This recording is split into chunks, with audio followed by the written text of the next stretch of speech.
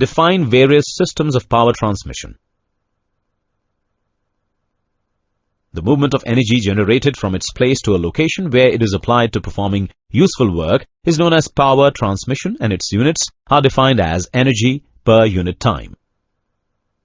There are 4 types of power transmissions: DC system, single-phase AC system, 2-phase AC system, 3-phase AC system.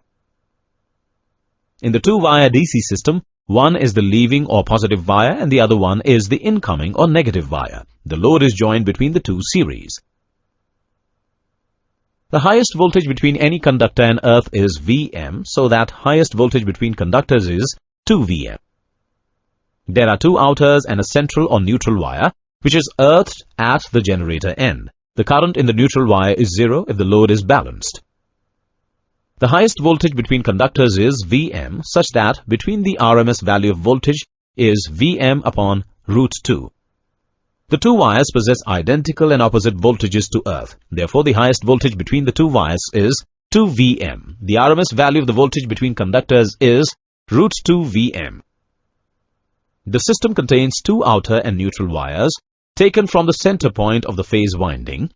The current through the neutral wire is 0 if load is balanced. Maximum voltage between conductors is 2 Vm. RMS value of voltage between conductors is root 2 Vm.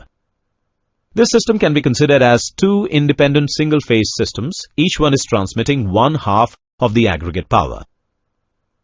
The third or neutral wire is taken from the intersection of 2 phase windings whose voltages are in quadrature with one another. This system is about all around received for transmission of electric power. The 3-phase 3-wire system may be star connected or delta connected. The neutral point N is earthed.